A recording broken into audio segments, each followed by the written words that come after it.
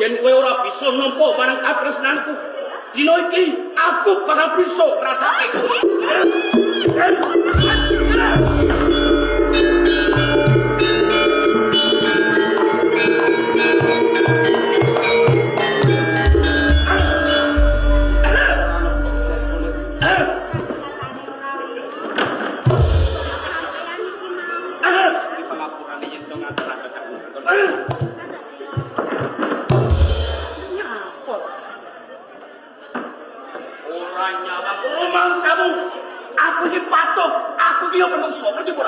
Dadi iki mau menungso. Ora, atung. Nyawa murid kalau sepetan orang-orang lambung-lambungan. Ibrahim. Apa? Satenane dadake tandha pitakon sajroning ati. Nalikane aku cedhak sampeyan tresna karo Dewi Kini Suci. Kuwi tekone papan kono nempiling karo aku bajur gongklayu karo Dewi Kini Suci. Apa satenane dadi karo pas yen kowe duweni pitakon kaya mangkono.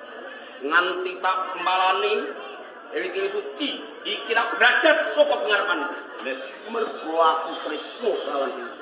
Kowe tresno karo Dewi Kini Suci. Romangsamu kowe dhewe sing tresno. Saben dina kowe gandeng renteng rangkul-rangkul ana ning taman, aku ngerti mripatku dhewe. Loro atiku ngerti ora? Rayuda. Dewi Kini Suci wis dadi katresnanku. Mbok menawa lara atimu nalikane aku cedhak sampeyan tresna karo Dewi Kini Suci. Cetha yen to kowe dene tresna karo Dewi Kini Suci. Prayuda. Ing jagat wong wadon sing rupane ayu namung tinggi Dewi Kini Suci. Yo, akeh wilangan. Yen pancen kowe kepengin omah-omah golek bocah wadon sak liyane Dewi Kini Suci. Rasina. Aceh osidik wong wadon ing jaba kae. Aku tetep milih Dewi Suci. Dadi kowe arep bacot tresna karo Dewi Suci. Mula saka kuwi lho becik kowe ngurungake nggonmu andhep katresnan kawan Dewi Suci. Iki kanggo aku. Prayuda.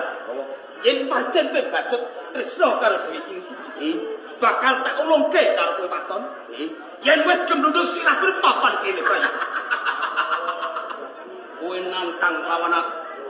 Kaladene banget tresnaku apa wae bakal tak turuti apa meneh saktimu padha-padha senopati aku saka pedang kalipan entuk papan.